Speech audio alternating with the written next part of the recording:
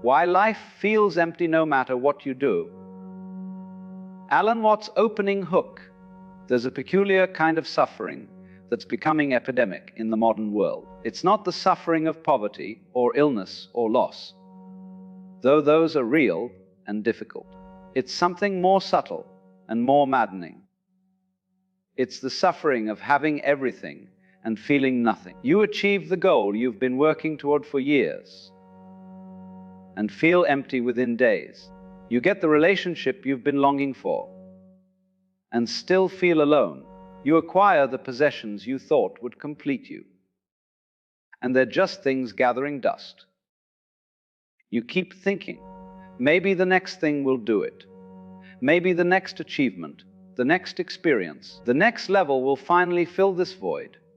But it never does. The emptiness remains, and you start to wonder if something's fundamentally wrong with you. Here's what no one tells you. There's nothing wrong with you. The emptiness isn't a bug. It's a feature. It's not a problem to be solved. It's a message you've been misinterpreting.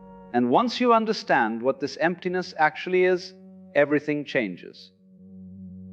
Not because the emptiness goes away, but because you finally understand what it's been trying to tell you all along.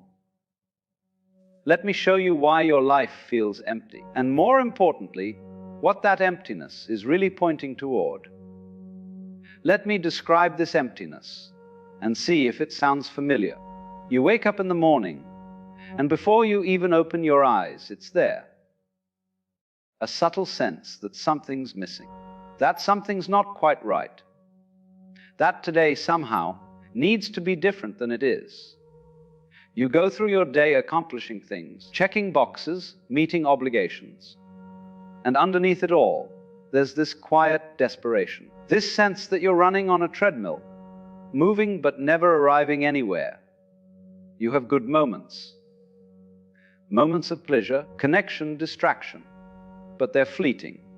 And once they pass, the emptiness returns, maybe even stronger than before, because now you know what you're missing.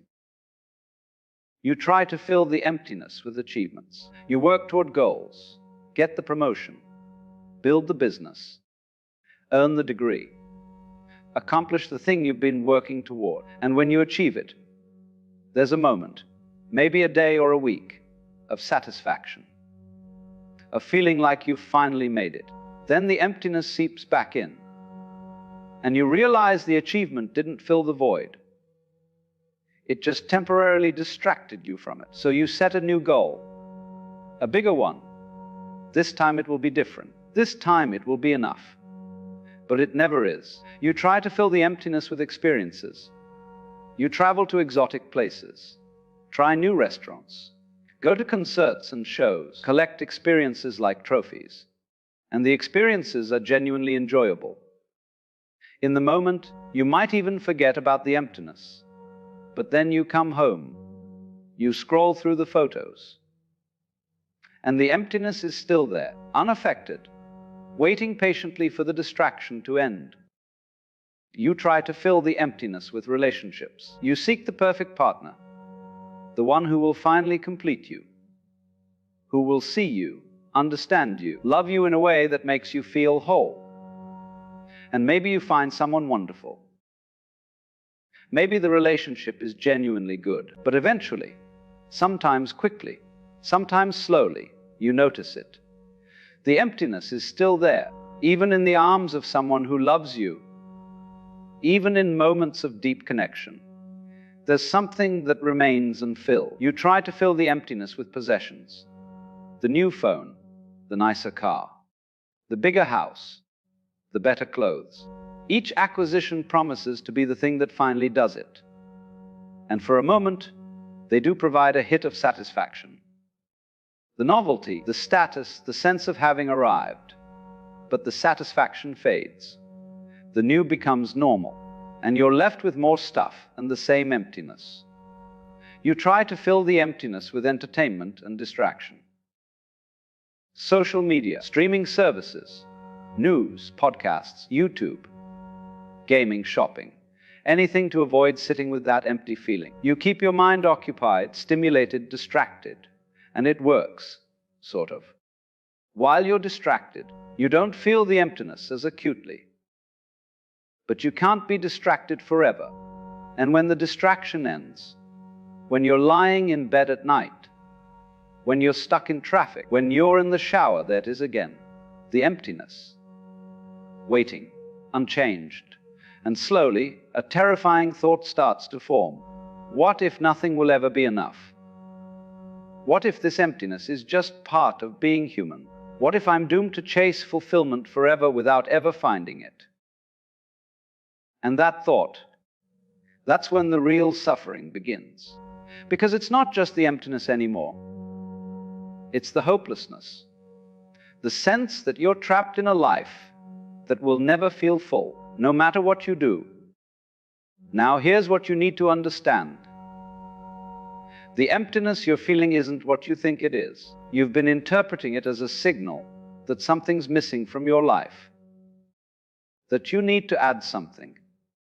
More success, more love, more experiences, more possessions, more something to fill the void. But that interpretation is backwards, completely backwards. The emptiness isn't telling you that something's missing from your life. It's telling you that you're missing your life. Let me explain what I mean. You've been taught to live for the future.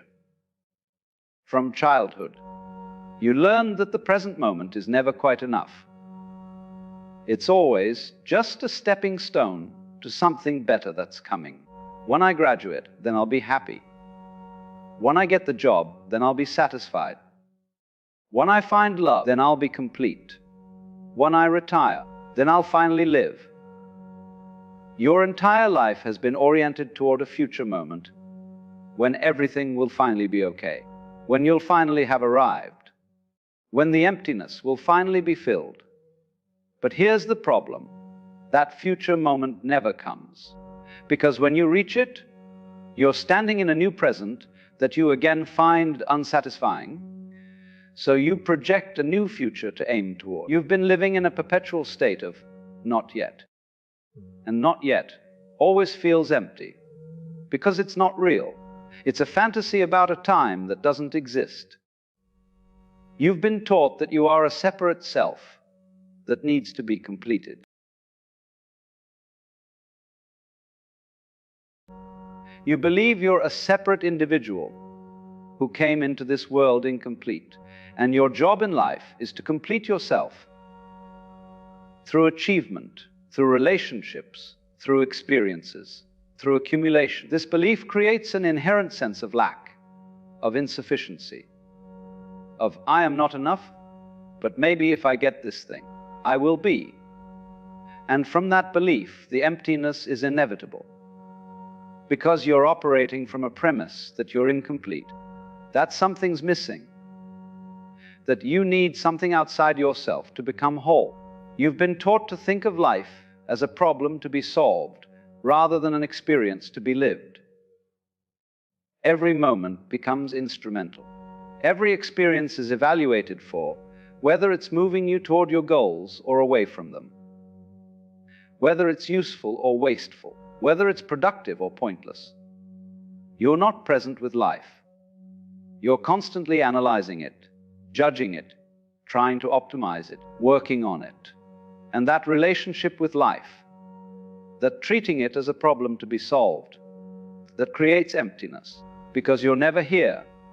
You're never experiencing what actually is. You're always in your head, thinking about what should be. Here's the radical truth.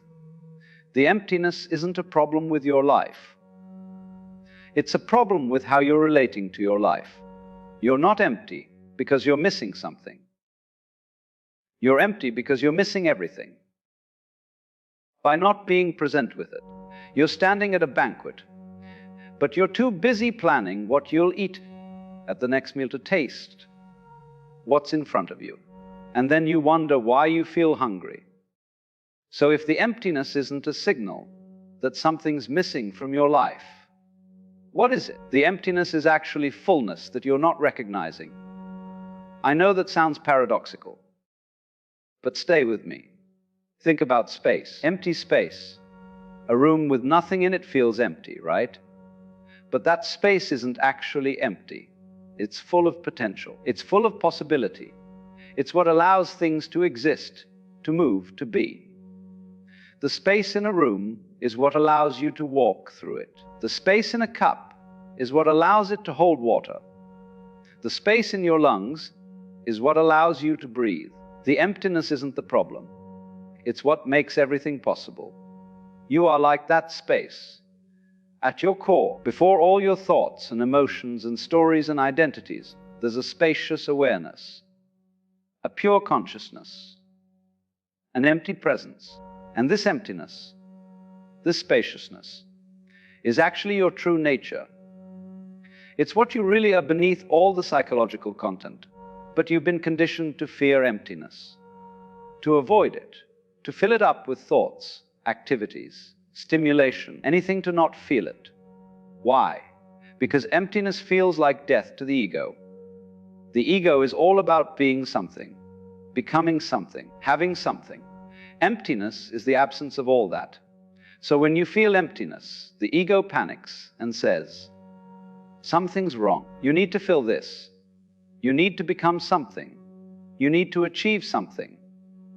And you listen. You try to fill the emptiness. And in doing so, you miss what the emptiness actually is. The emptiness is your natural state calling you home. It's not a problem to be solved. It's an invitation to recognize what you are beyond all the doing and becoming and achieving. It's life saying, stop, be here. Notice what's actually present when you're not trying to be anything or get anywhere. But instead of accepting the invitation, you run from it. You interpret the emptiness as a sign that something's wrong, rather than as an opening into something deeper. Think about it this way. When you're deeply engaged in something, truly absorbed in an activity, a conversation, a moment, do you feel empty? No. Because in those moments, there's no self-consciousness, no one feeling empty, just the experience itself happening. The emptiness appears when you step back from life, when you create a separation between yourself and your experience. When you judge the moment for not being enough, for not fulfilling you, for not being what you think it should be. The emptiness is the gap you create between yourself and life. It's not that life is empty. Life is incredibly full, vivid, rich, happening right now in spectacular detail. But you're not here to experience it. You're in your head, thinking about the future, judging the present, trying to make life into something it's not. And that gap, that separation between you and life, that's what feels empty. Now you understand why nothing you do fills the emptiness. It's not because you haven't found the right thing yet. It's because you're trying to fill something that doesn't need to be filled. Achievements can't fill it because achievements are always in the past the moment they're accomplished. You work toward a goal, you achieve it, and the achievement immediately becomes history. It's no longer happening. It's just a memory, a story, a credential. The present moment, which is the only moment that actually exists, remains exactly as empty or full as it was before, because the achievement doesn't change the nature of now. It just gives your mind something to reference. When it judges whether now is enough, experiences can't fill it because experiences are constantly changing. Every experience arises and passes. The peak moment happens and then it's gone. You can't hold on to it. You can't make it permanent. And if your sense of fullness depends on having particular experiences, you'll always feel empty when those experiences end, which they always do. Relationships can't fill it because another person can't complete you. No matter how wonderful the relationship, the other person is not you. They have their own experience, their own consciousness, their own life. They can't live your life for you. They can't be present for you. They can't fill your inner emptiness with their outer presence. The fullness has to come from within, from your own presence, your own aliveness, your own being. And if it doesn't, no relationship will ever be enough. Possessions can't fill it, because possessions are external objects. The emptiness you feel is internal, existential, spiritual. It's about your relationship with being alive, with being conscious, with being here. No external object can address that internal condition. You can fill your life with things and still feel empty inside. In fact, often the more you have, the emptier you feel, because each possession becomes another responsibility, another thing that didn't deliver what you hoped. Distraction can't fill it, because distraction just postpones the feeling. You can spend your entire life distracted. Many people do. But eventually, usually in old age, or in moments of crisis, or late at night when all the distractions are turned off, you'll meet the emptiness again. And it will be exactly as it always was, unchanged, waiting. So why can't anything fill the emptiness? Because the emptiness isn't actually empty. You're trying to fill something that's already full. You just haven't noticed, because you're looking in the wrong direction. You're looking for fullness in the future, in achievements, in external things. But fullness is here, now, in the simple fact of being alive, being aware, being present. The problem isn't that your life is empty. The problem is that you're empty. Empty of presence, empty of awareness, empty of noticing what's actually here. You see, there's something rather peculiar that happens when you begin to wake up. When you stop playing the game quite so seriously, when you see through the great cosmic joke of it all, you become, how shall I put it, inconvenient. You become an irritation to those who are still fast asleep, still clutching desperately to their roles, their masks, their carefully constructed sense of who they think they are. It's not that you're trying to bother anyone. Quite the opposite. You're simply being. You're breathing. You're walking through life with a certain lightness, a certain freedom. But that very freedom, that very peace you carry, it disturbs something in others. It rattles their cages. And they don't even know why. Have you noticed this? You walk into a room, perfectly calm, perfectly friendly, and someone looks at you as if you've just insulted their entire family. You haven't said a word. You haven't done anything wrong. But your very presence seems to set off some invisible alarm in their nervous system. What's happening here? Why does your peace make them so uncomfortable? Why does your refusal to play the social games cause such strange reactions? Well, let me tell you what's really going on. When you awaken, when you see through the illusion of the separate self, when you stop identifying with the ego and all its desperate demands, you become a mirror. And mirrors, as you know, can be terribly uncomfortable things. They show people what they don't want to see. Not because you're judging them, not because you're trying to make them feel bad, but simply because you exist in a different way now. You're not playing by the old rules. And that makes the ego in others very, very nervous. So let's talk about the 5 ways people's egos will react to your awakening. Not so you can feel superior, mind you. That would just be your own ego sneaking back in through the side door. But so you can understand what's happening. So you can respond with compassion instead of confusion. So you can continue to walk your path without being thrown off by these reactions.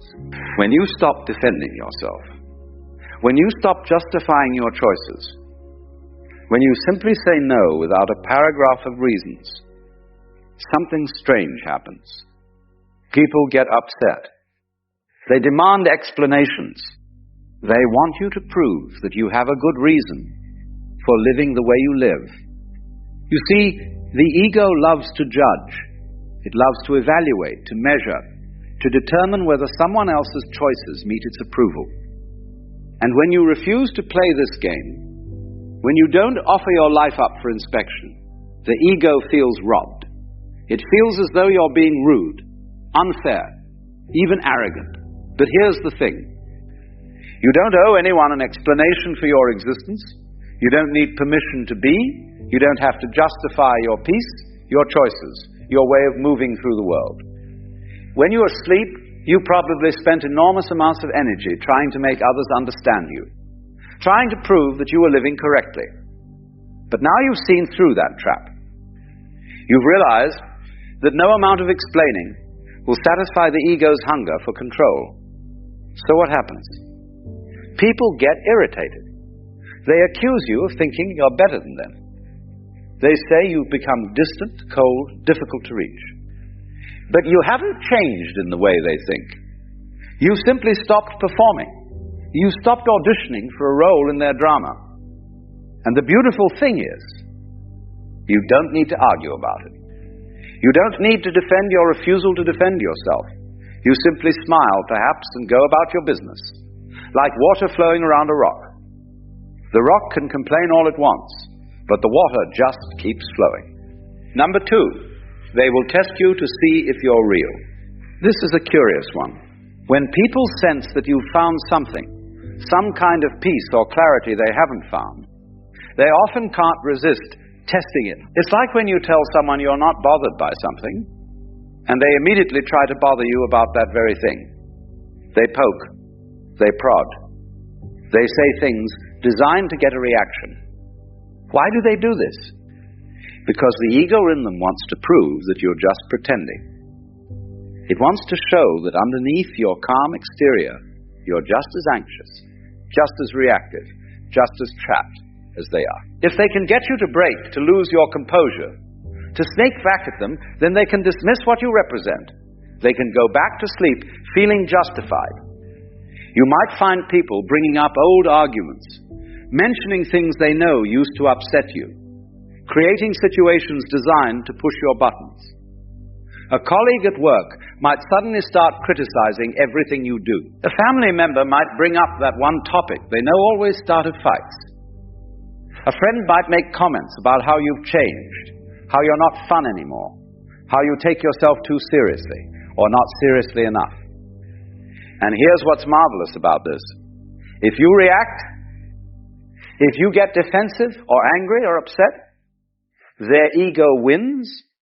It gets to say, see, I knew it, you're not really at peace, you're just putting on an act. But if you don't react, if you remain calm and present, their ego gets even more irritated. Because now it can't dismiss you. Now it has to face the possibility that what you have might be real. So what do? You let them test. You let them poke and prod, not because you're trying to prove anything, but because you genuinely aren't bothered anymore. You've seen through the dream. You know that their testing is just their own fear speaking, their own ego trying to protect itself from the possibility of change. Number 3, they will gossip and create stories about you. When you stop participating in the constant drama of social life, when you stop gossiping, stop complaining, stop playing the games of alliance and betrayal, something interesting happens. You become a subject of gossip yourself. People will create stories about you. They'll say you think you're better than everyone else. They'll say you've become strange, disconnected, too spiritual, not grounded. They'll wonder what's wrong with you, what happened to make you so different. And they'll discuss all of this behind your back, weaving theories and explanations for your behavior. Why does this happen? Because the ego needs to make sense of things. When someone steps outside the usual patterns, the ego in others becomes uncomfortable. It needs to categorize, to label, to put you in a box it can understand. And if it can't find a box that fits, it will create one. Usually a box that makes you seem flawed, or foolish, or misguided in some way. You might hear through others that people are saying you've had some kind of breakdown, or that you're going through a phase, or that you've joined some weird spiritual cult. The stories will vary, but they'll all have one thing in common. They'll all be attempts to explain away what's happening with you in a way that protects their own worldview. And here's the thing. You cannot stop this. You cannot control what others say about you. if you try, if you go around defending yourself, correcting the stories, setting the record straight, you'll exhaust yourself. You'll be pulled right back into the drama you've been trying to step away from. The awakened response is to let them talk. Let them create their stories. Let them gossip and theorize and worry about you if they want to. Their stories have nothing to do with you anyway. Their stories about their own fears, their own resistance to change, their own unwillingness to question the game they're playing. As they say, what others think of you is none of your business. And it really isn't. You are not the character in their story. You are simply you, walking your path, being present, living with awareness. The rest is just noise. Number 4. They will try to pull you back into old patterns. This one can be particularly tricky, especially with people you've known for a long time. Family members, old friends, people who knew you before you woke up. They remember the old you. The you who played the games, who got upset about the things they got upset about, who participated in all the usual dramas. And now you've changed. You don't react the same way. You don't get pulled into the same arguments. You don't play your old role in the family dynamic or the social group. And this makes them uncomfortable, very uncomfortable. So what do? They try to pull you back. They'll bring up old memories, trying to remind you of who you used to be. They'll invite you into old patterns of relating. They'll create situations where you're expected to play your old part. And if you don't, they'll express hurt or confusion or frustration. A mother might say, you used to tell me everything what happened. A friend might complain that you're not the same person anymore, that you've lost your sense of humor, that you're no fun. A sibling might accuse you of thinking you're too good for the family now. It suggests that maybe others could change too. And that's a frightening thought for the ego. Change means uncertainty. Change means the comfortable patterns might not hold. So they resist your transformation by trying to make you the same person you used to be, but you can't go back. Even if you wanted to, you couldn't. Once you've seen through the illusion, once you've tasted real freedom, the old ways of being feel like costumes that no longer fit. You can love these people. You can be kind to them. You can spend time with them. But you cannot pretend to be someone you're not anymore just to make them comfortable. So what do? You remain present. You remain loving. But you don't take the bait. When they try to pull you into an old argument, you don't argue. When they try to make you feel guilty for changing, you don't defend yourself. You simply are who you are now, and you trust that either they'll adjust to this new way of relating, or they won't. And either way, you continue on your path. Number 5. They will feel uncomfortable in your presence. This is perhaps the most subtle and the most powerful reaction.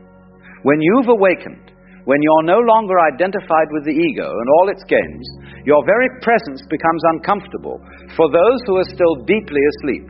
It's not that you're doing anything wrong. It's not that you're judging them or looking down on them or trying to make them feel bad. In fact, you might be more tamed, more present, more genuinely interested in them than you ever were before, but something about your energy, your way of being, makes them squirm. Why? Because consciousness is contagious.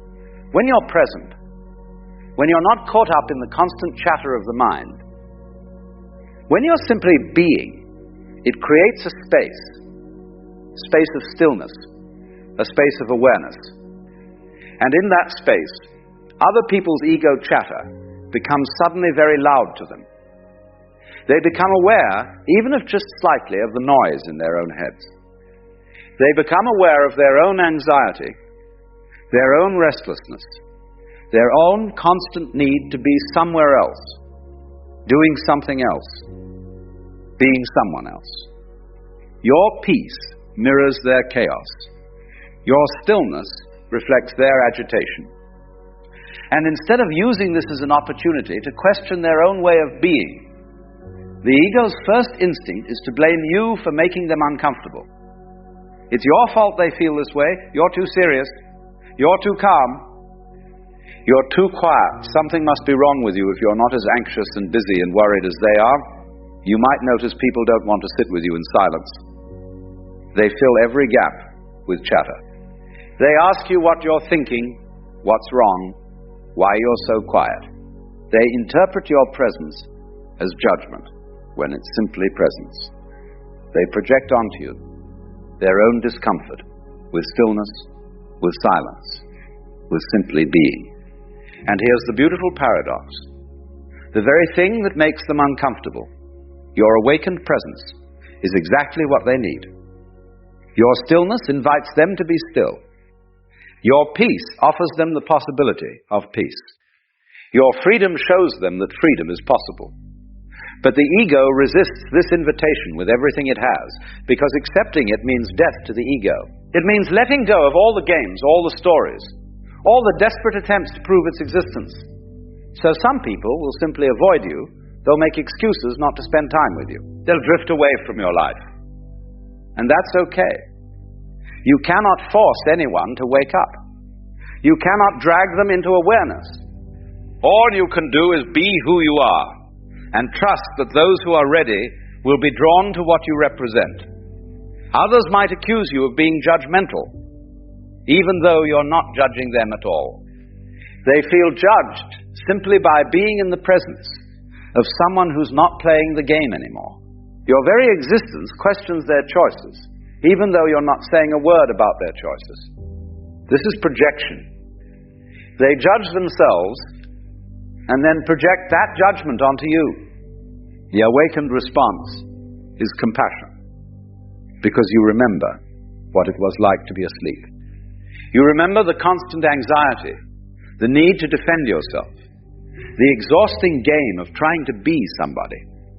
You remember how uncomfortable it was to be around anyone who seemed to have found something you were still desperately seeking. So you don't take their discomfort personally. You don't make it mean anything about you. You simply continue to be present, to be kind, to be available if they want to talk, or be silent together. Now here's what's important to understand about all five of these reactions. They are not about you. They're about the other person's relationship with their own ego. When you awaken, you become a mirror. And what people see in that mirror is not you, it's themselves. They see their own fears, their own resistance, their own attachment to the game they're playing. Some will look in the mirror and feel inspired. They'll want to know what you've found. They'll ask questions. They'll be curious about this peace you seem to carry. These are the ones who are ready, who are beginning to wake up themselves. They recognize in you something they've been looking for, even if they don't know what to call it yet. But others will look in the mirror and feel threatened, and they'll react in one or more of the ways we've discussed.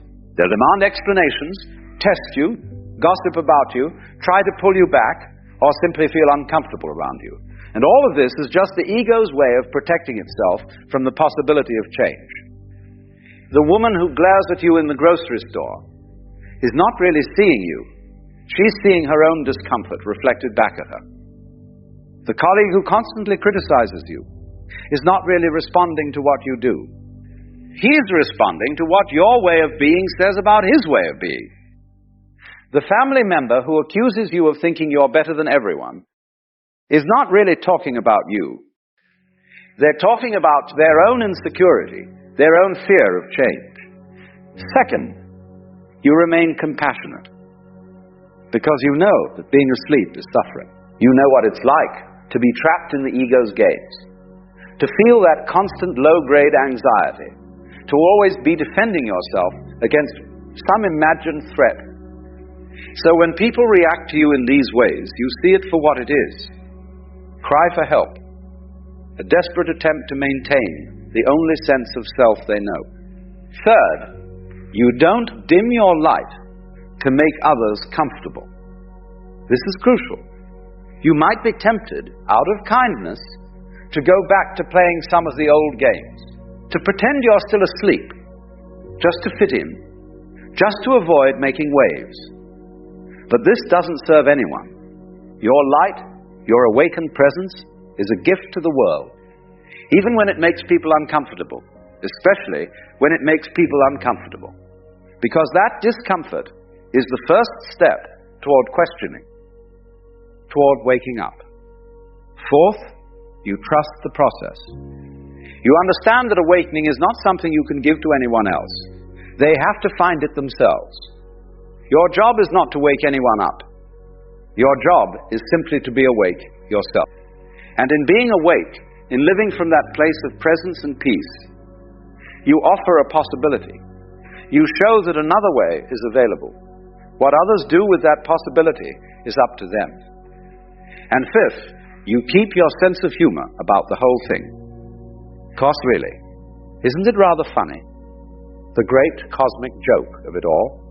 Here we are, consciousness pretending to be separate individuals, egos fighting with other egos, all of us forgetting that we're the same thing, looking at itself through different eyes. When you see this, when you really get the joke, you can't help but laugh.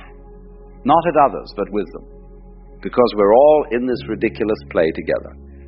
You see, the irritation people feel is not a problem to be solved. It's part of the process. It's part of how awakening spreads. One person wakes up, and their presence creates ripples.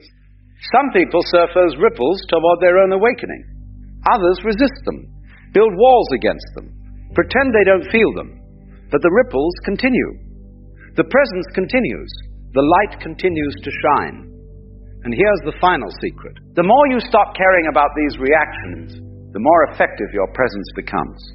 When you're trying to prove something, trying to convince others, trying to make them see, you're still caught in the ego game. But when you simply are, when you live your life with presence and peace without any agenda, without any need for others to understand or approve, that's when the real magic happens. Because then you're not playing the game at all. You're not trying to win. You're not defending yourself. You're not even trying to wake anyone up. You're just being. And being is the most powerful thing in the world. Being is what the ego cannot withstand. Being is what gradually dissolves all the games, all the stories, all the desperate attempts to be somebody special. So let them react. Let them demand explanations. Let them test you. Let them gossip. Let them try to pull you back. Let them feel uncomfortable. It's all part of the dance. It's all part of the play. And you just keep being present, aware, free. You walk through the world like water through rocks, like wind through trees, like light through darkness. Not forcing anything, not resisting anything. Simply flowing, simply being. And in that simple being, you offer the most powerful teaching of all. The teaching that has no words. The teaching that cannot be explained. The teaching that irritates every ego it encounters because it shows, without saying a word, that the emperor has no clothes. That the game we're all playing is just a game. That underneath all the roles and masks and stories, there is simply this. This presence, this awareness, this being. And that, my friends, is quite enough.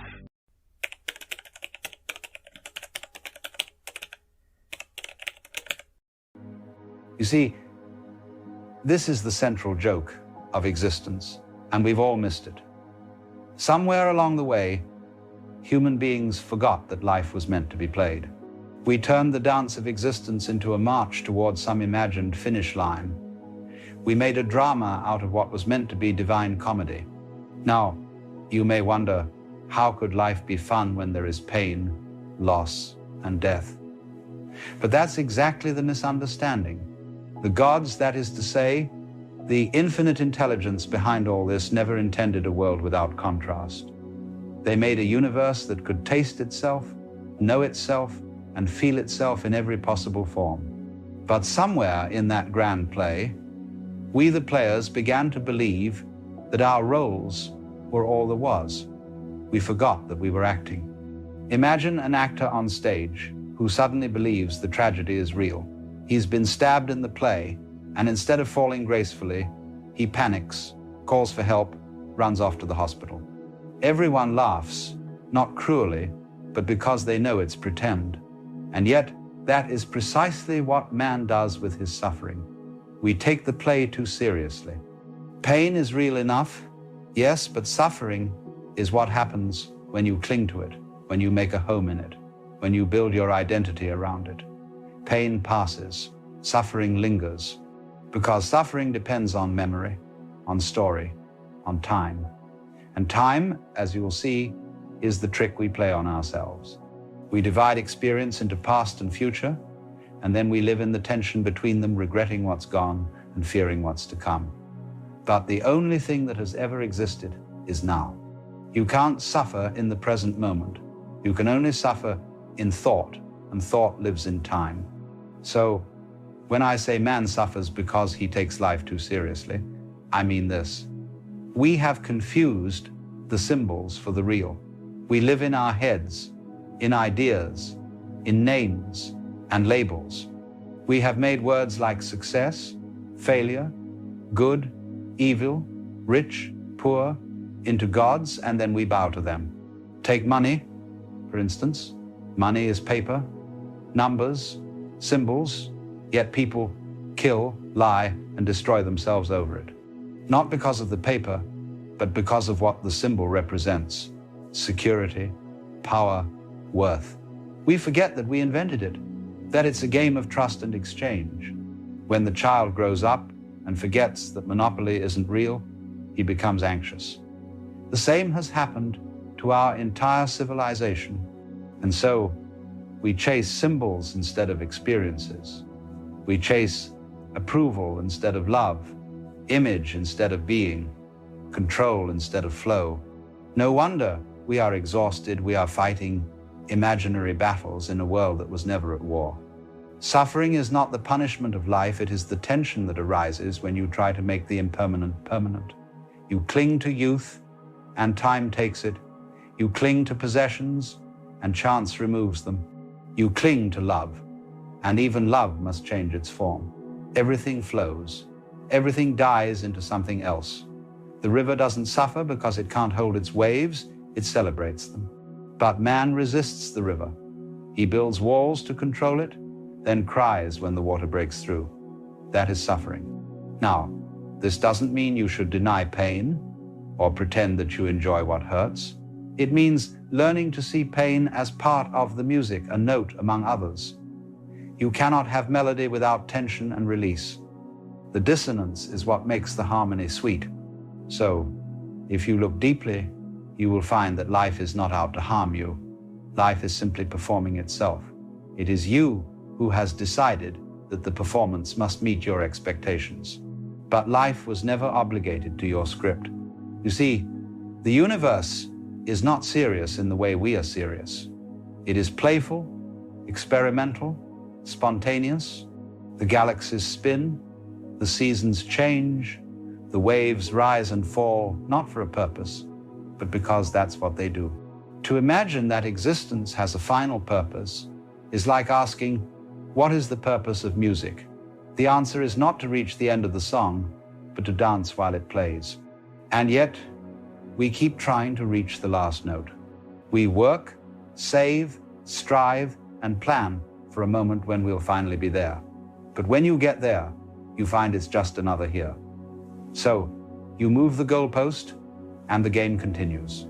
We are all like cats chasing their tails, unaware that what we seek is already within the circle we are spinning. Man suffers because he has forgotten how to play. To play is not to be careless, it is to be present. The dancer does not know every step before she begins. The joy is in the movement itself, but we've replaced that with calculation, expectation, and comparison. We ask, am I dancing better than the others? And in doing so, we lose the rhythm entirely. This is why the sages laughed. They saw humanity running faster and faster toward nowhere. They saw men building ladders to reach the sky, forgetting that they were already standing on the earth they sought. You do not need to earn peace. You only need to stop pretending you lost it. Every time you try to make life more serious, you tighten the knot of suffering. You demand answers, control, guarantees. But the game was designed to have none. For if you knew every outcome, if life unfolded exactly to your plan, where would the wonder be? You may notice how children approach life. They cry and laugh in the same minute. They can be utterly heartbroken over a lost toy, and then moments later, giggling at a butterfly. They are not less wise than adults, they are freer, because they have not yet learned to chain joy to conditions. They feel, and then they move on. But we, the clever ones, call this foolish. We build stories around our pain and call it meaning. We nurse our wounds long after they've healed, because we've grown used to the identity they provide. The truth is, you are not what happens to you. You are the space it happens in. You are the screen upon which the movie plays, not the characters acting it out. But when you identify with the story, every tragedy feels personal. Every change feels like a death. When the gods created this play, they hid themselves in you. They wanted to see if you could remember. They wanted to see if you could laugh in the middle of the storm, to dance in the middle of the uncertainty. Because the moment you can laugh, you are free. To suffer seriously is to forget the laughter of the cosmos. Even your failures are part of the joke. Every time you fall, life whispers, "Ah, so you wanted to try that way now, you see." It's not punishment, it's feedback. And when you stop taking it personally, you begin to learn again like a child. Man suffers because he resists the rhythm, but the rhythm goes on. So why not join the dance? To understand this is not to escape life, but to meet it more fully. When you stop struggling against the way things are, you begin to feel the current carry you. You still move, still act, still create, but without the weight of needing to win. You see, liberation is not an achievement. It's the recognition that there was never a prison. The door was open all along, but you were too busy guarding it. You can't control the sea, but you can learn to surf. You can't command the wind, but you can raise your sails. That's the art. That's wisdom. And once you see this, suffering starts to dissolve, because suffering needs resistance to survive. Without your seriousness, without your belief that something is wrong, it has no ground to stand on. So laugh not because life is easy, but because you finally understand the joke. When you realize that you are not a victim of the play, but a participant, the stage becomes beautiful again. The storms become music, the losses become rhythm, and every pain becomes another note in the great song of being. It was never meant to be a punishment. It was meant to be a performance. And so, the gods smile, because finally you've remembered how to play. When you begin to see that life was never meant to be taken so seriously, something remarkable happens. The weight begins to fall away. You notice that the problems you thought were crushing you are not as solid as they appeared. They are more like shadows created by your stance toward the light. Change your position, and the shadow moves. Suffering, you see, is not built into the world. It's built into how we see the world. Pain may be inevitable, but suffering is the story we tell about pain, the commentary, the resistance, the belief that this should not be happening to me. That is the heartbeat of suffering. This should not be, but what if it should? What if the universe knows exactly what it's doing? Even when you don't. You suffer because you want to know before you live. You want the map before the journey, the guarantee before the leap. Yet life was never designed to be safe in that way. It is an adventure, and adventure requires uncertainty. If you knew every twist and turn, there would be no discovery, no awakening, no joy. The end of suffering begins the moment you stop demanding explanations. That doesn't mean you stop caring, it means you stop fighting. You see that your control was always imaginary, that life has been guiding you even through your confusion. Think of how a river moves. It doesn't avoid the rocks, it flows around them. It doesn't curse the bends in its path, it turns gracefully, because it knows there is no wrong direction, only the way forward. Human beings are the only creatures who can make a prison out of thought. A bird loses a feather and simply grows another. A tree sheds its leaves and stands bare without shame. But we lose, and then we mourn the loss for decades. We replay the story, we dramatize it, we relive it in memory until the pain becomes part of who we think we are. That's the tragedy. We are too clever for our own peace. To end suffering, you must learn to suffer consciously, to let pain move through you without turning it into identity. You can't escape storms, but you can stop calling them curses. You've been told all your life to seek happiness, to chase positivity, to avoid discomfort. But happiness, as it's sold to you, is not peace, it's tension wearing perfume. True peace is not the avoidance of difficulty. It's the deep trust that even difficulty has meaning. When you stop dividing the world into good and bad, gain and loss, success and failure, something astonishing happens. You begin to see the pattern. What once seemed random reveals an underlying intelligence. The delays that frustrated you become protection. The heartbreaks become purification. The detours become direction. This is not mystical optimism, it's clarity. The truth is, you don't end suffering by fixing life. You end suffering by no longer arguing with it. You stop fighting what is and begin to live as part of it. And then, one day, you look around and realize you've become still, not because nothing's happening, but because everything is happening through you rather than to you. That stillness is not numbness, it's awareness without struggle. It's the recognition that you are not the storm, you are the sky. The sky does not resist the clouds. It doesn't panic when thunder rolls or lightning strikes. It allows all things to appear and disappear, knowing they cannot harm it. You are that sky-boundless awareness, temporarily believing it is a person lost in weather. And when you realize this, you begin to laugh again. The laughter is the sound of freedom, the sound of remembering that you were never trapped. All along, the cage was made of thought. Let go of your seriousness, and you find that joy is not something you earn.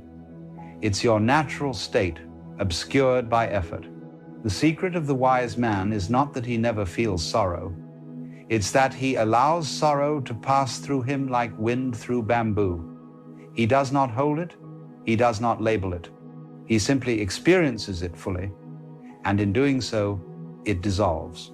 If you can allow yourself to feel deeply joy, pain, confusion, peace, without clinging to any of it, you will see that all feelings are waves in the same ocean. The ocean is never harmed by its waves.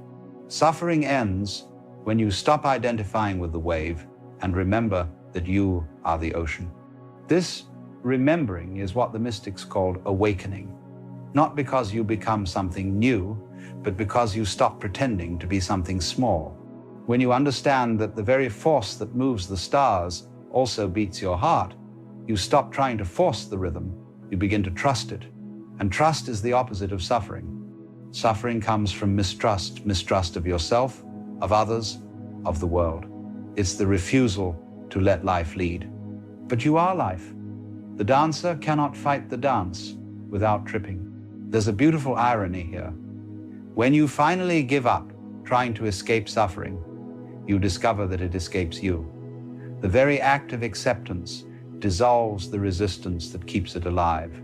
This is the truth hidden in the great teachings that freedom is not found in conquest, but in surrender. Not in domination, but in understanding. And surrender, you see, is not weakness, it's intelligence. It's cooperation with the inevitable. It's the realization that you don't have to hold up the sky, it stays up by itself. You are not meant to carry the world on your shoulders. The world is carrying you. All your struggles to prove yourself, to justify your existence, to become worthy, they were never required. You were worthy by virtue of being alive. Life did not make a mistake in expressing itself as you. When you see that, the burden drops. You stop trying to fix the universe and start flowing with it. And then something miraculous happens. The very same circumstances that once felt unbearable begin to look beautiful. The traffic jam becomes silence. The heartbreak becomes depth. The uncertainty becomes possibility. Because you no longer demand that life match your preferences, everything becomes a teacher. This is the great freedom. And so, when I say this lecture will end your suffering, I do not mean that you will never feel pain again. I mean that you will stop fighting life. You will stop believing that you were ever separate from it. Suffering ends not when you gain control, but when you lose the need for it. When you stop trying to make sense of everything, you begin to experience everything. When you stop chasing the meaning of life, you begin to live it. Life is not a problem to be solved, it's a dance to be witnessed. And just as the dancer disappears into the movement, so too will you disappear into the flow. You will forget to call it suffering because you will have remembered what it always was: the motion of change, the breath of becoming, the play of existence rediscovering itself. So, laugh. Laugh because the gods are laughing with you. Laugh because you finally see that there was nothing to escape, nothing to fix, nothing to prove. Laugh because the serious man never finds peace, and the playful one never loses it. When you can laugh at your own seriousness, the world softens. You will see that even your tears are part of the joke that the cosmic comedian has written you into the grand play, not as a victim, but as a participant in its beauty. So, let it all happen. Let the joy, the pain, the confusion, the silence, all come and go. They are visitors in your house. You are the space that welcomes them. And when you stop locking the door, you will find that they never stayed to harm you, they only came to dance. That is the end of suffering. It's not the end of feeling, it's the end of resistance. It's not the end of life's movement, it's the rediscovery of your stillness within it. And in that stillness, you will know the simple truth that has been waiting beneath every question, that you were never broken, you were only dreaming of being separate from what was whole all along.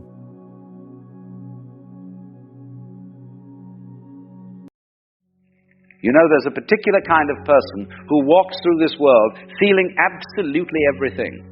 Not just their own sorrows and joys, but everyone else's too. They're like human tuning forks, vibrating to every emotional frequency within range. We might call them sensitive souls, empaths, or simply those who feel too much. And society has trained these people rather well, hasn't it? Trained them to believe that their gift of sensitivity comes with an unspoken price. The price of being everyone's emotional sanctuary, everyone's confessor, everyone's unpaid therapist.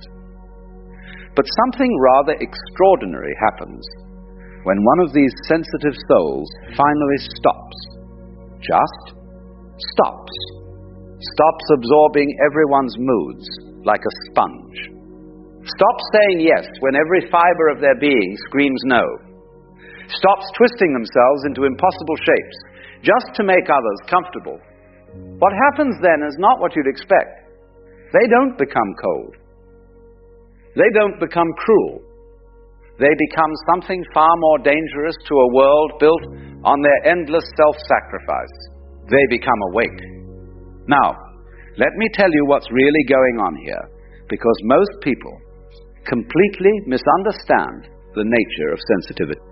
We think of the sensitive person as someone who's naturally soft, naturally giving, naturally meant to take care of others.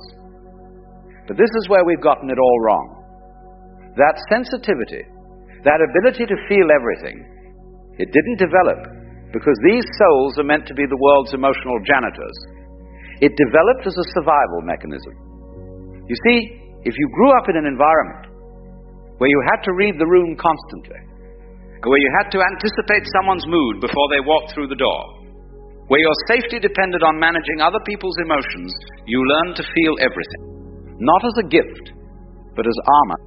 The sensitive child who could sense danger in a parent's tone of voice, who could feel the shift in household energy before the storm hit, That child survived by becoming exquisitely attuned to everyone else.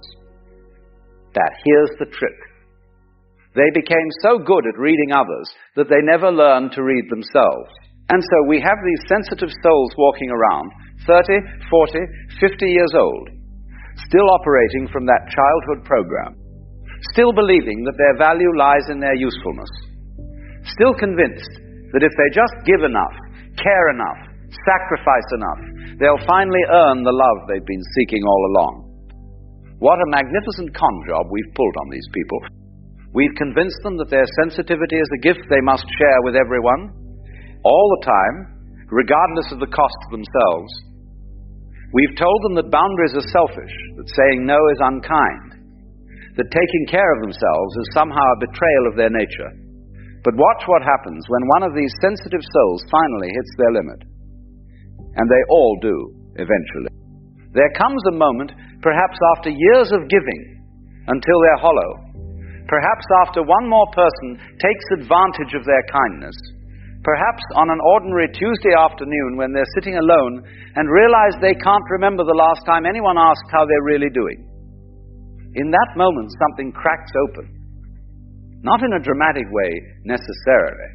Sometimes it's just a quiet thought, a simple question that changes everything. What if I stopped? What if I stopped trying to fix everyone? What if I stopped absorbing everyone's pain?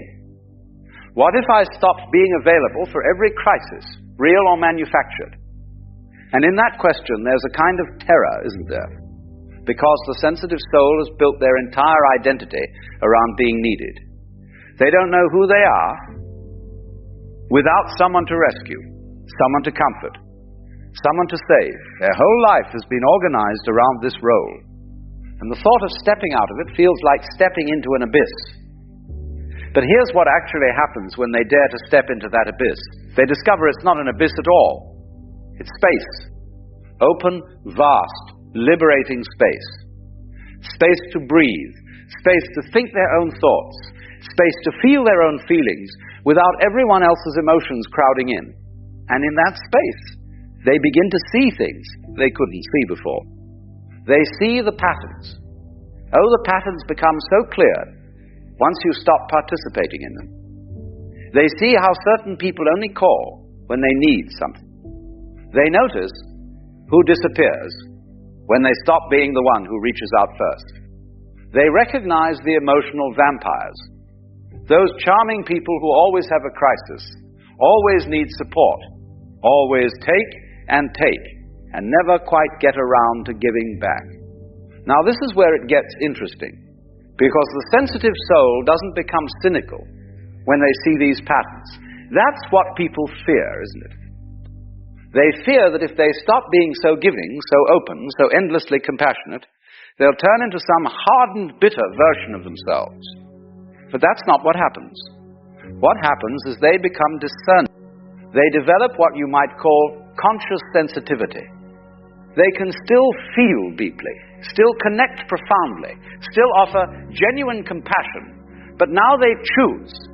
They choose where to direct their energy instead of scattering it to everyone who demands it. Think about a spotlight. A sensitive soul who hasn't awakened yet is like a floodlight, illuminating everything and everyone around them while standing in their own shadow. But when they wake up, they become a spotlight, focused, intentional, powerful. They shine their light where it truly matters, where it's genuinely needed, where it will actually make a difference. And yes, this means some people get left in the dark. The people who were only there for the free illumination, who never intended to shine any light back, they suddenly find themselves without their personal sun. And they don't like it one bit. This is when you'll hear the accusations start. You've changed. You're not the person I knew. What happened to you? And the beautiful thing is, the awakened sensitive soul no longer scrambles to reassure these people. They don't rush to prove they're still good, still kind, still the same old reliable doormat. They simply smile and think, yes, I have changed. Finally. Because here's the truth that nobody talks about. The old version of the sensitive soul, the one who pleased everyone, the one who had no boundaries, the one who absorbed everyone's pain like it was their job, that version wasn't real. It was a performance, a survival strategy that got mistaken for personality. The real person was buried underneath all that compulsive caretaking.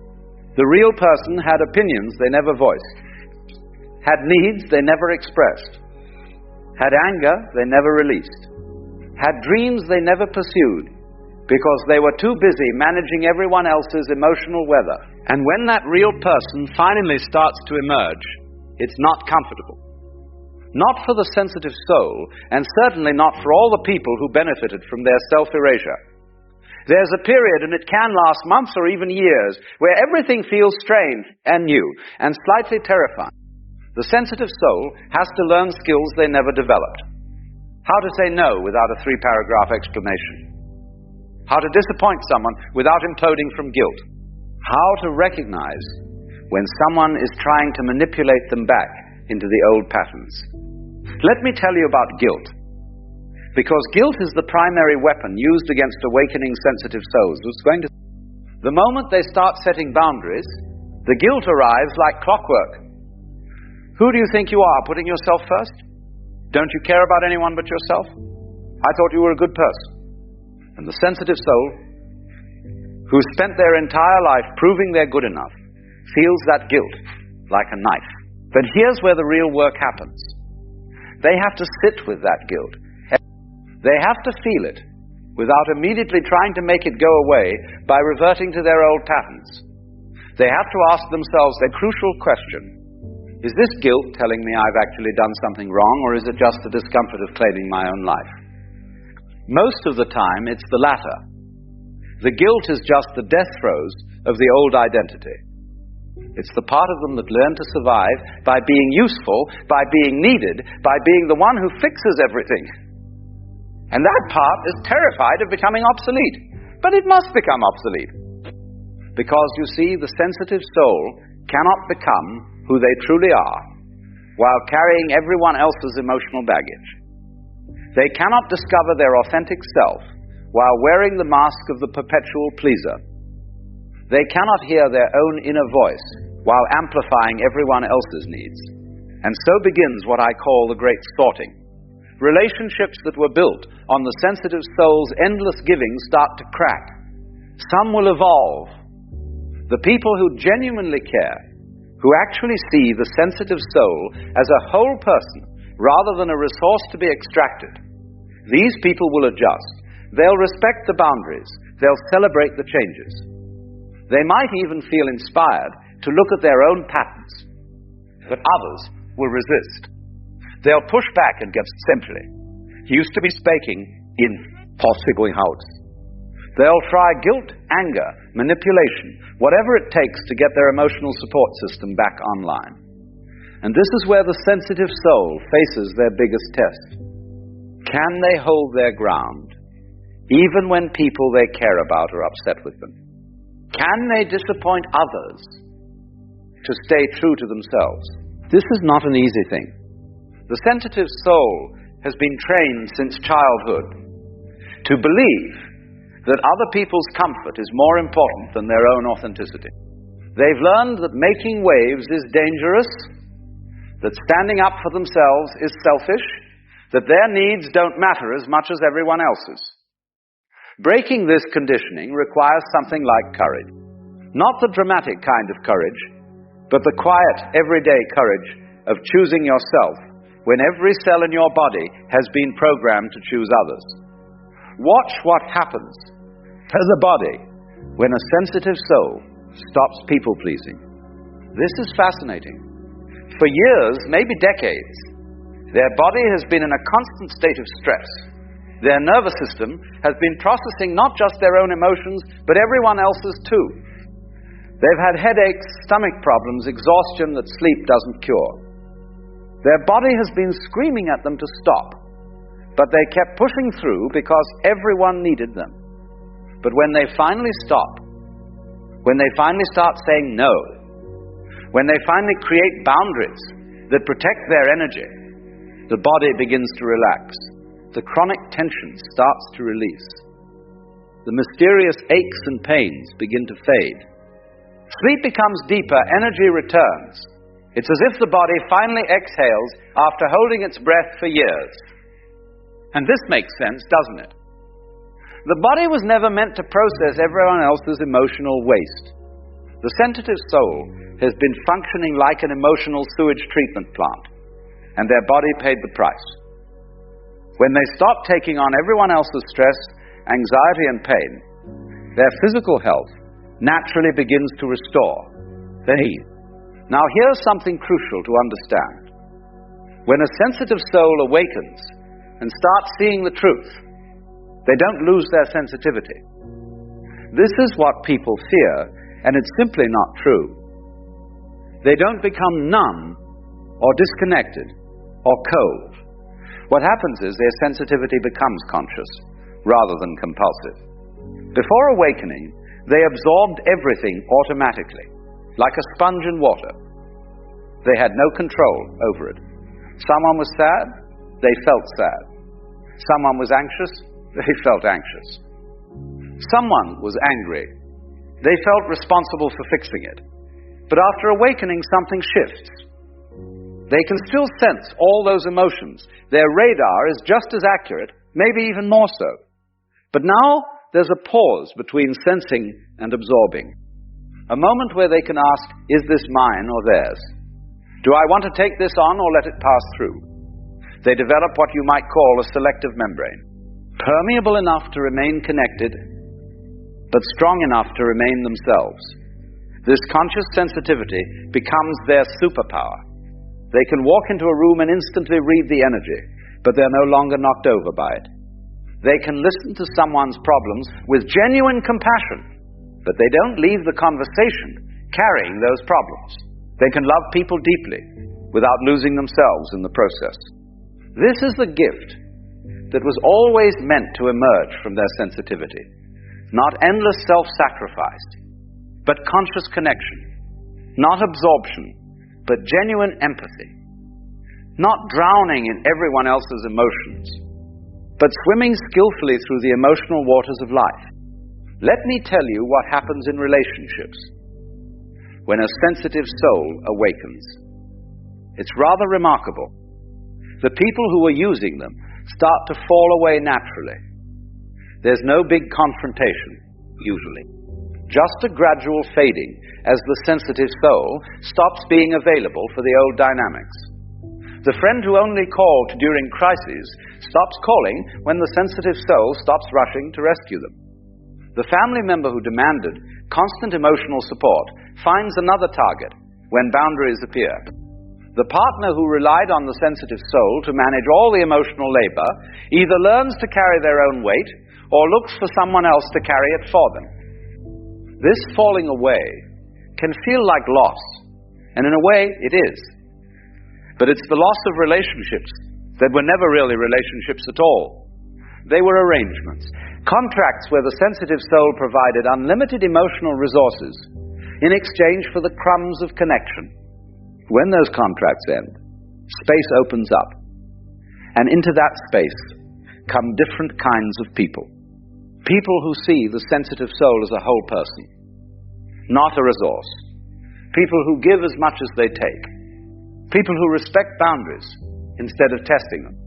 People who love the real person, not the performing persona.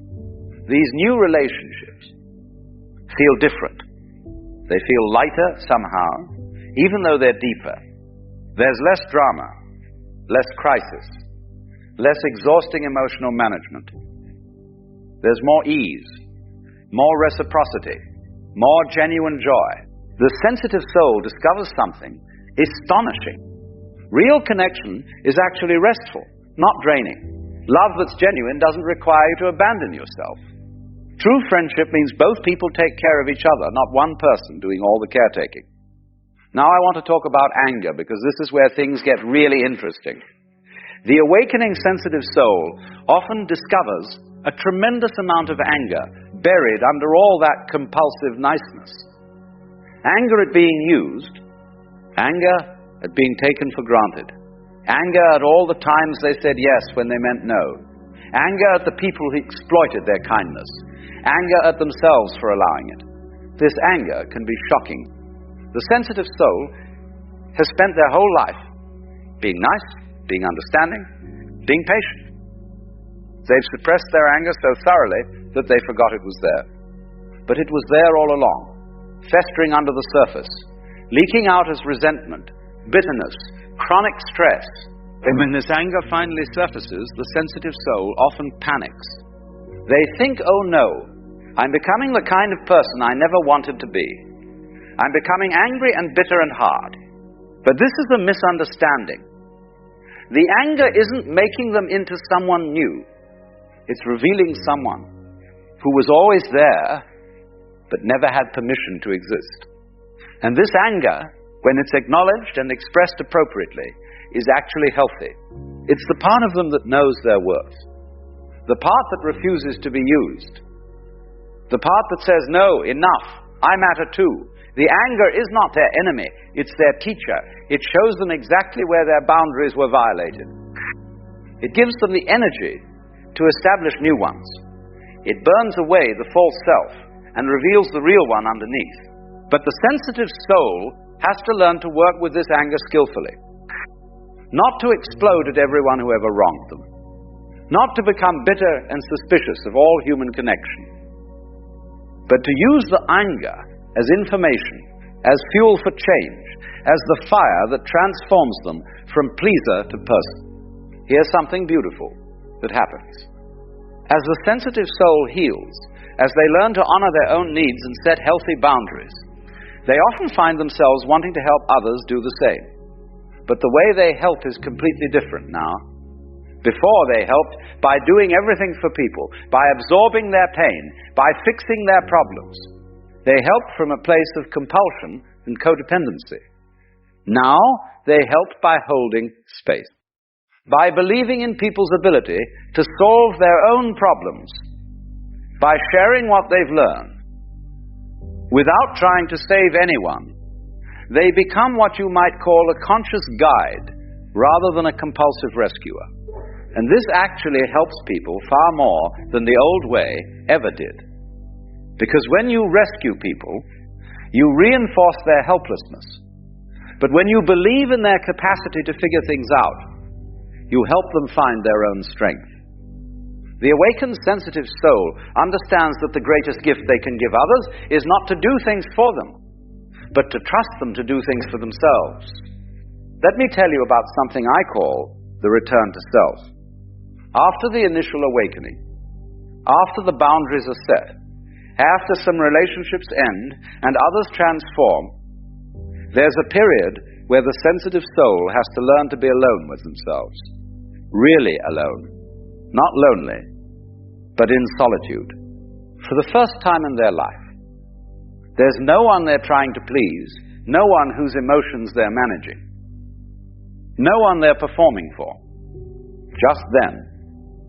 And this can be uncomfortable at first, because without all that external noise, they have to face their own thoughts, their own feelings, their own desires. They have to ask themselves questions they've been avoiding. What do I actually want? What do I actually think? Who am I when I'm not being useful to someone? These questions can feel terrifying, because the sensitive soul has spent so long defining themselves through others that they don't quite know who they are on their own. But this is where the real treasure lies. In that solitude, in that space where they're not performing or pleasing or fixing, they begin to meet themselves for the first time. They discover their own preferences, their own opinions, their own quirks. They find out what makes them laugh when no one's watching, what moves them when there's no one to impress, what lights them up when there's no one to please.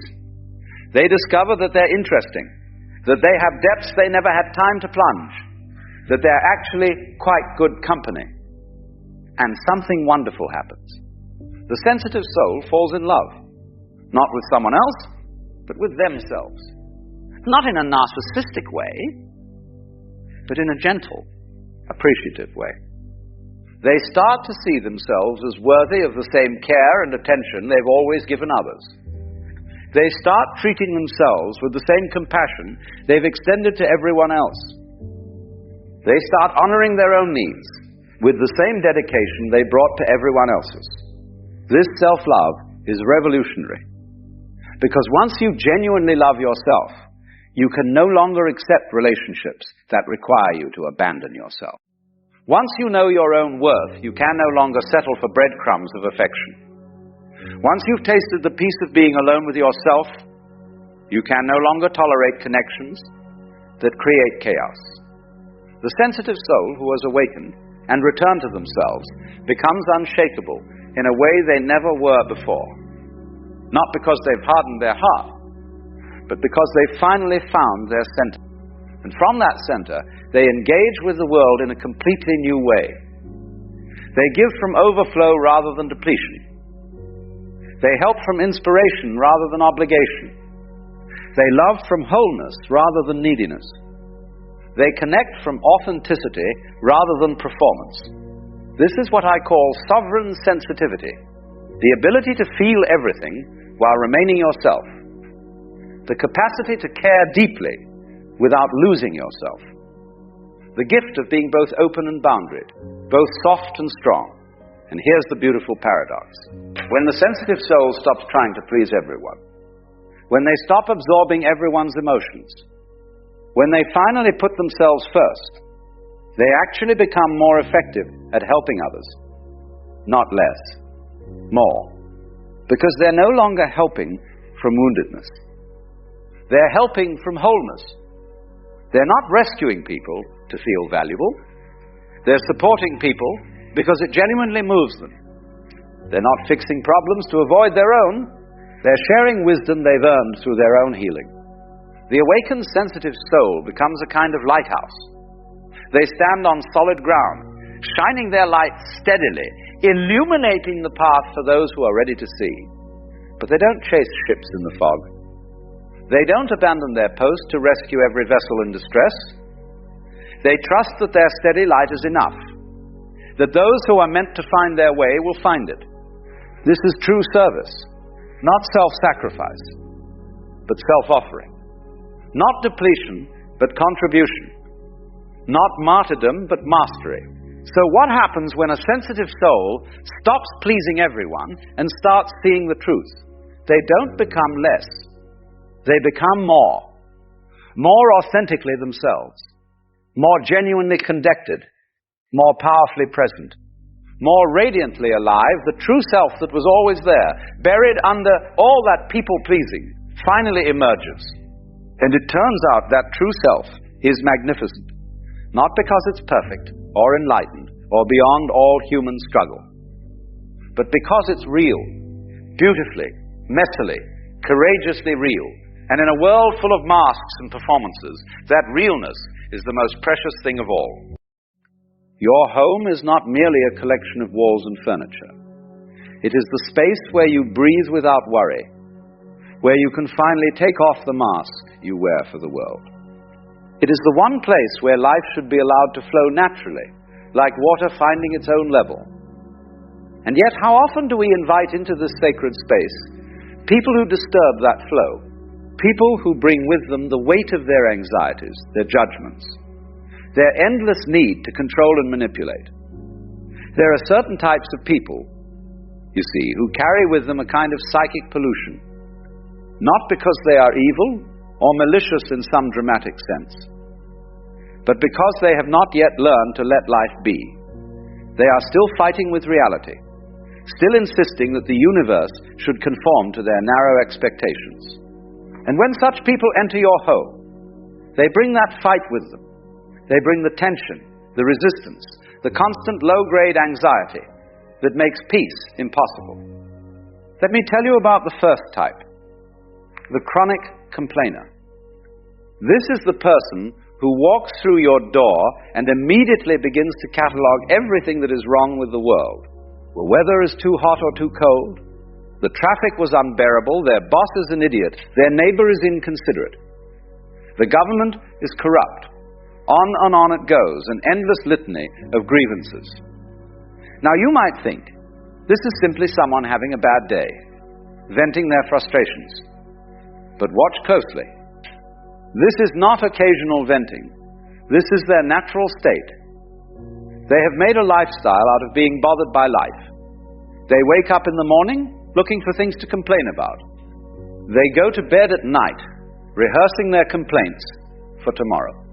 What they have forgotten, or perhaps never learned, is that complaining about reality is like shaking your fist at the rain.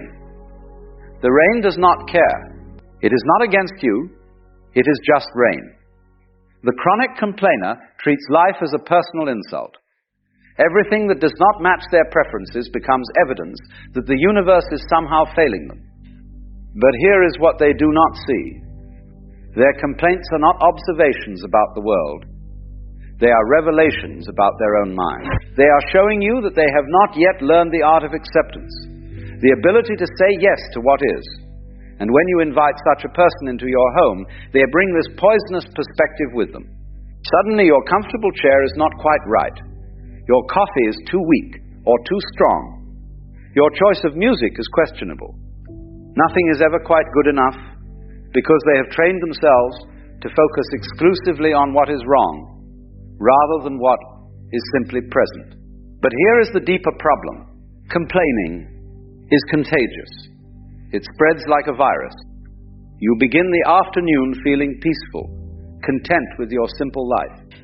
The complainer arrives, and within an hour you too are noticing all the little imperfections, all the things that could be better, all the ways in which life is not measuring up to some imaginary standard.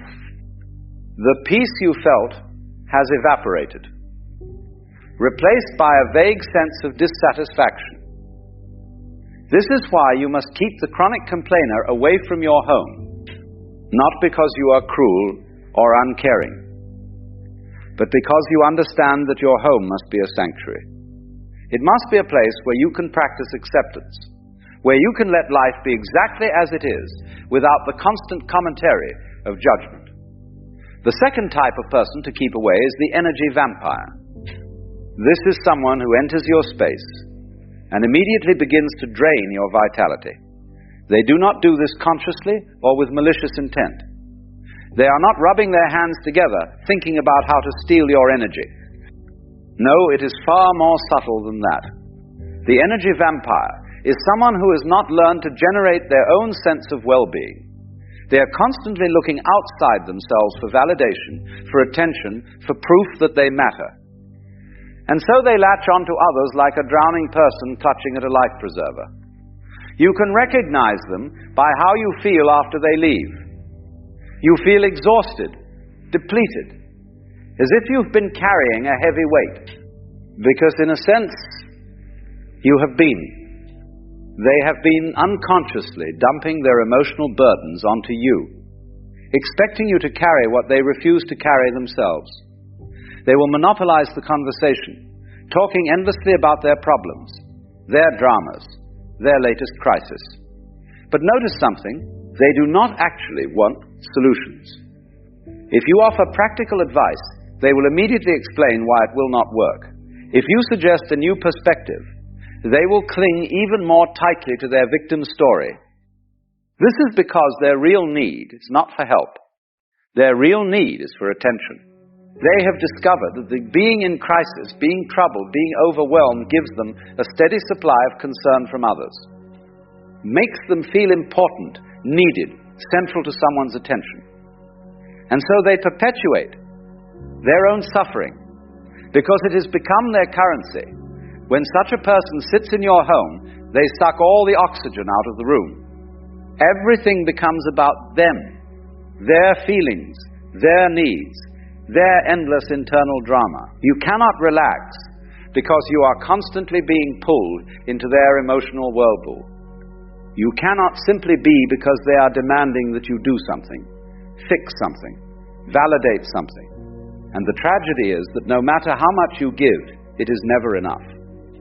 Because the hole they are trying to fill cannot be filled from the outside. It can only be filled when they finally turn inward and discover their own completeness.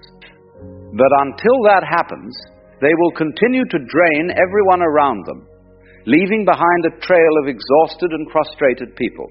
Your home cannot be a place of peace if it becomes a dumping ground for other people's unprocessed emotions. This is not selfishness, this is basic self-preservation. You cannot help anyone if you are yourself depleted. You cannot offer genuine compassion if you are resentful of being used.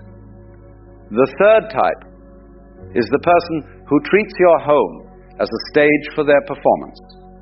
This is someone who cannot simply be present. They must always be performing, always proving something, always seeking applause. They walk through your door and immediately begin to tell you about their latest achievement, their recent purchase, their impressive connection with someone important. Every conversation becomes an opportunity for them to showcase how successful, how clever, how special they are. They are like peacocks spreading their feathers, except peacocks have the excuse of genuine beauty. This person has confused their role in life with their actual identity. They think they are their accomplishments, their possessions, their social status. They have built an elaborate costume, and now they must constantly maintain it, constantly remind everyone of how impressive it is. The exhaustion of this is palpable. What they do not understand is that true presence requires no performance. A flower does not try to be beautiful. It simply opens, and its beauty is evident. A child does not rehearse being playful. The playfulness flows naturally from their being. But this person has forgotten how to simply be. They have become so identified with their act that they no longer know who they are without it. And when they enter your home, they turn your living room into their theater. They need an audience, and you become that audience whether you wish to or not. You cannot have a genuine conversation because they are not really listening. They are waiting for their next cue, their next opportunities, to bring the spotlight back to themselves. This creates a peculiar kind of loneliness. You are sitting with someone, sharing space with them, and yet there is no real meeting. Because they are not actually there, they are too busy managing their performance to be present to what is actually happening. You might as well be talking to a well-rehearsed recording. Your home should be a place where masks can come off, where people can stop performing and simply exist. But the performer cannot do this. They are terrified of being seen without their costume because they believe the costume is all they are. And so your home becomes just another venue for their exhausting show.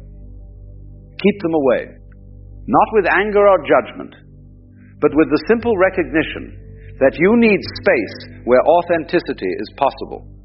You need a place where people can be ordinary, where the pressure to impress is released, where genuine human connection can occur. The fourth type is the person who lives in constant comparison. They walk into your home and immediately begin measuring. Is your home bigger than theirs? Is your furniture nicer? Do you have something they do not have? And equally, do they have things you lack? Their mind is like an accountant's ledger, constantly tallying who is winning and who is losing in the game of life. But here is what they have not realized. Nobody is keeping score except them. Life is not a competition, it is a dance. And you cannot dance if you are too busy checking whether you are dancing better than everyone else. This person cannot simply enjoy what is present because they are always comparing it to something else.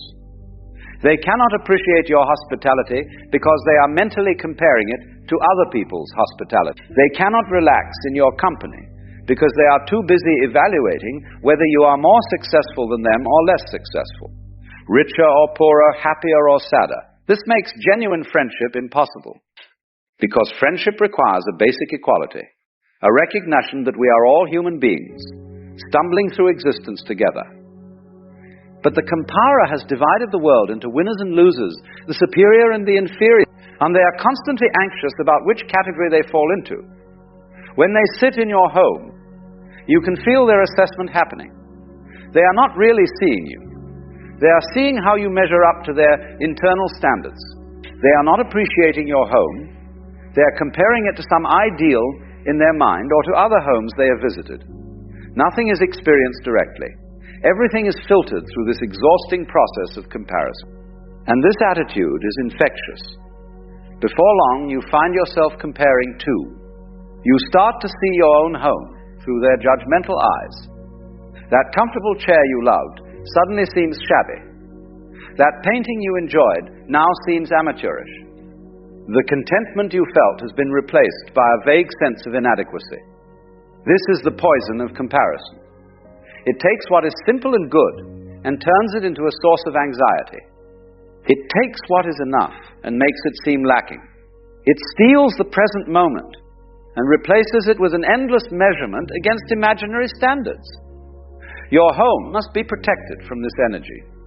The fifth and perhaps most dangerous type is the person who brings drama wherever they go. Their life is an endless soap opera, and they need you to play a supporting role. There is always a crisis, always a conflict, always an emergency that requires immediate attention. They thrive on chaos because chaos makes them feel alive. Ordinary peaceful existence feels flat to them, boring. And so they unconsciously create turmoil. They pick fights, they stir up trouble, they turn molehills into mountains. And then they draw everyone around them into their manufactured drama. These people have not learned that peace is not the absence of stimulation. It is the presence of harmony. They think that excitement requires conflict, that intensity requires crisis. They have confused the adrenaline rush of drama with actual vitality. When such a person enters your home, suddenly small things become large. They amplify everything, turning the volume up on life until the noise becomes unbearable. And here is their trick. They make you feel responsible for their drama. If you do not react strongly enough, you are unsupportive. If you suggest they are overreacting, you are uninvalidating their feelings. They have learned to use emotional manipulation to keep everyone engaged with their chaos. But watch what happens if you refuse to participate. If you remain calm, if you do not feed the drama with your reaction, they become frustrated. Because they need your participation. They need your shock, your concern, your agitation to fuel their performance. Without it, the drama deflates. Your home cannot be a theater for other people's chaos. It must be a refuge from the noise of the world, not an amplifier of it. It must be a place where calm can exist, where simple moments can unfold without being interrupted by manufactured crisis. So these are the 5 types.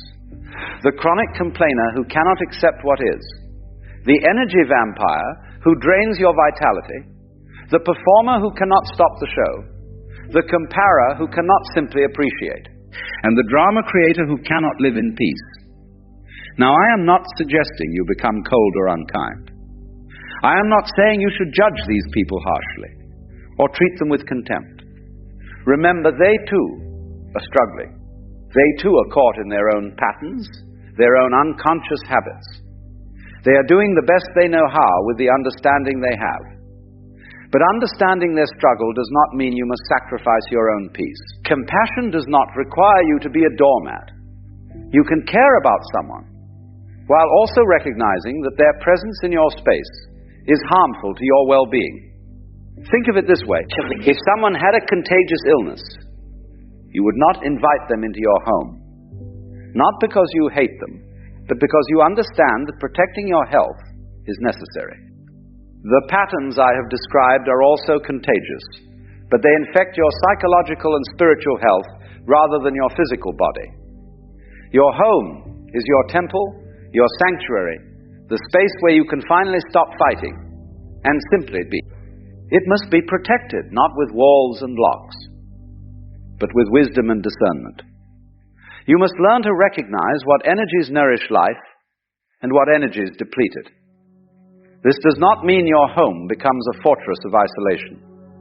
It means it becomes a garden, carefully tended, where only life-giving elements are invited in, a place where genuine connection can happen, where laughter is real rather than nervous, where silence is comfortable rather than awkward, where people can take off their masks because the pressure to perform has been lifted.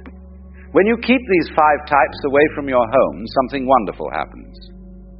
The space begins to clear, like muddy water settling when left alone. The constant noise quiets. The tension releases.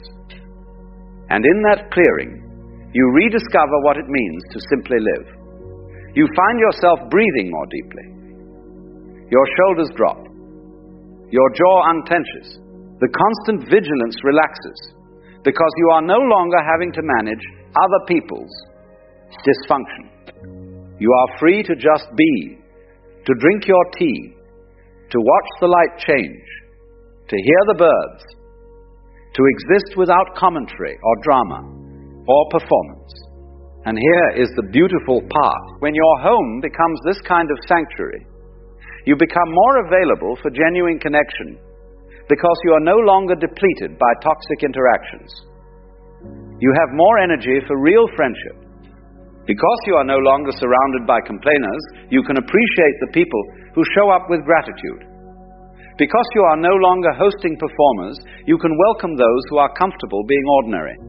Your home becomes a place that reflects your values, your priorities, your understanding of what life is really about. It becomes a living statement that says, I choose peace over drama, presence over performance, acceptance over complaint, generosity over energy vampirism, appreciation over comparison. This is not about being perfect or having the ideal home. It is about recognizing that the energy you allow into your space matters. It shapes your consciousness. It affects your peace. It determines whether your home is a place of restoration. Suppose what we call good and evil are not at war at all, but are simply the left and right hands of God, the same eternal being, not rivals, but reflections, not opposites in conflict, but complements in a cosmic rhythm, like inhale and exhale, crest and trough, the light and the shadow that make the pattern visible. This is the truth. The myths have carried for centuries that the world is not divided into saints and sinners, angels and devils, but into 2 brothers, each performing his role in the grand play of becoming. We have mistaken one hand for salvation and the other for damnation, never realizing that both are necessary for the act of creation, that the shadow gives depth to the light, that the serpent in the garden and the Savior on the cross serve the same unspeakable source. The myth of the 2 brothers is not a tale of good triumphing over evil. It is the story of polarity, of contrast, of the one playing at being 2. And until we see both brothers, both hands, we cannot begin to understand what this life truly is. In myth, we meet them again and again. The radiant brother and the shadowed one, Osiris and Set, Christ and Satan. The hero and the demon, but to take these as mere moral allegories, as the triumph of light over darkness, is to miss the point entirely. They are not antagonists in conflict, but complementary aspects of a deeper unity, polarities which cannot be separated without losing their meaning. For what is up without down? Figure without ground? Good? Without the possibility of evil? This is the pattern of perception itself. We see only through contrast. A form appears only in relation to its background, just as motion is known only against stillness and sound against silence. Likewise, the self arises in opposition to the other and consciousness against the unknown. But our trouble begins when we forget this, when we cling to one pole as real and condemn the other as illusion or sin, then we split the world in two and try to live in only half of it. The myth does not split. It includes.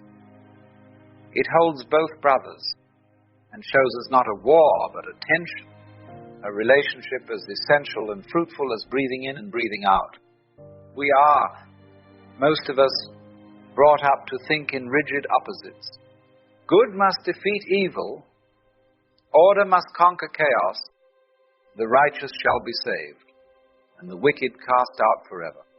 But this is the language of abstraction, not of life. It is the map confused for the territory. For the universe, as it actually moves and breathes, is not made of fixed things. It is a field, a relationship, where what we call good and evil are more like the crest and trough of a wave. You cannot have one without the other. They imply one another. To think otherwise is to fall into the snare of what we might call moral literalism. The belief that good exists here, evil over there, and the task of life is to purify the world by eradicating one half of it. But this is like trying to keep only the front of a coin. The mythic vision is subtler. It speaks not in the cold clarity of either, but in the shimmering ambiguity of symbol. It reveals that the serpent and the Savior are not always as far apart as we might think, that both may be agents of transformation, playing roles in a cosmic drama whose meaning is lost the moment we try to flatten it into simple moral categories. In most mythologies, the dark brother is not simply a villain. He is the necessary disruptor, the principle of disturbance, without which there could be no pattern, no clarity, no meaning. For just as resistance gives shape to motion, so the adversary gives depth to the self. It is an error, then, to imagine the so-called devil as a creature apart from God, a rival power, a cosmic outlaw. In the mythic language, the devil is God's left hand. Terrible, yes, but not profane. He plays the part no one else dares to play. The tempter, the accuser, the trickster, the breaker of illusions, he is the fire that burns away pretense. Recall the old image. The serpent who leads to exile from Eden is the very force that awakens consciousness. And even in the Gospel of John, we are told that Judas was chosen not as mistake, but as fulfillment, that the scriptures be accomplished. This is not to glorify cruelty or chaos, but to see that in the pattern of the whole, the dark brother is not outside the play. He is inside it. He is the play, the friction, the shadow, the pressure that makes possible revelation. The real danger is not his existence, but our refusal to recognize him as part of ourselves. But inevitably the question comes, if both hands belong to God, then what of the unthinkable? What of rape, of murder, of the human capacity for cruelty that shatters the soul? If we say the dark has its place, do we dare include even this? Let's not confuse this with sentiment. This is not a moral excuse. It is a recognition that the darkest horrors are not proof of a broken world. They are evidence of how deep the game goes. For what would a world look like where no harm was possible, where every danger was padded, every action predetermined, every outcome safe? It would not be a world. It would be a simulation. The price of real freedom, the kind that makes love mean something, that makes courage possible, that makes betrayal cut deep, is the risk that a man might choose the unthinkable, not because God wills it, but because to remove that possibility would be to unmake the entire pattern. And yet even here, The dark brother is not a glitch in the system. He is part of the architecture, the tension that reveals what we are. We are not here to worship the shadow, nor to run from it. We are here to see it and to choose, not innocence, but consciousness. Because until you've seen what you're capable of, you don't know what your goodness is worth. The illusion, you see, is not that opposites exist, but that they exist apart. The myth does not ask us to choose between the brothers. It asks us to see through their conflict,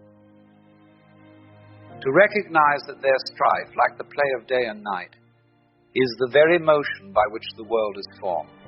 It is not a problem to be solved, but a polarity to be understood.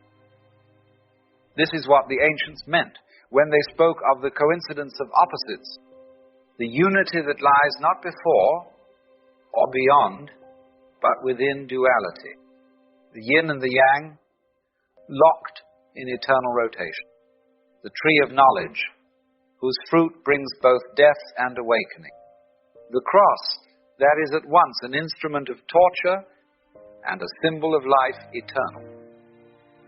But to see this, we must relinquish the craving for moral certainty. We must loosen our grip on categories and look instead for pattern, for rhythm, for relation. Because life is not built on absolutes. It is woven from tension, from contrast, from movement between poles. In this deeper seeing, the two brothers do not cancel one another. They complete one another. And when we stop trying to divide the world into winners and losers, saved and damned, we begin, perhaps for the first time, to understand what it means to be whole. If we look honestly, we begin to notice the myth of the two brothers is not just out there, in the heavens in Scripture, in the ancient stories. It is in us. You are both. The one who builds and the one who breaks. The generous hand and the grasping one. The part of you that wants to shine and the part that secretly hopes it all collapses just to see what's underneath. And when we deny this inner duality, when we pretend to be pure, good, unshakably virtuous, what happens? We project the shadow, we cast it onto others, onto the world, and then we begin to fight phantoms. We hunt demons that were never outside us to begin with. But to become conscious of your own shadow, to see the trickster, the liar, to the destroyer in your own heart, is not defeat. It is not shameful. It is the beginning of freedom. Because you will not kill the shadow. You were never meant to. The task is not to purify yourself into some saintly ideal, but to become aware enough to choose which part of you leads. The two brothers are still within you. And like any living thing, the one that grows is the one you feed. For then you are no longer possessed. You are no longer driven by the part of yourself you refuse to acknowledge. You are not a divided self acting in the dark, but a whole being aware of both hands. The devil, as myth suggests, is not to be worshipped, but neither is he to be denied. He is to be seen, and in seeing, transformed. So then, what is this all pointing to? That the cosmos, in its very structure, is not a tale of good triumphing over evil, nor of spirit escaping the body, nor of light vanquishing the dark. It is a dance, a pulsation, a rhythm so ancient and so deep that we find it in breath and heartbeat, in wave and flame, in night and morning, the one playing as two, the game of hide and seek. And when you look closely enough, with eyes unclouded by fear and ears uncluttered by doctrine, you begin to hear it, the laughter of the gods behind the masks, the harmony that holds tension without breaking it, the play of the two brothers, each in his part, each in his place, each completing the other. We do not need to solve this, only to see it. We do not need to be rid of our demons, because we never truly lose them. We only learn to live above them. And once you see clearly, you stop running from the shadow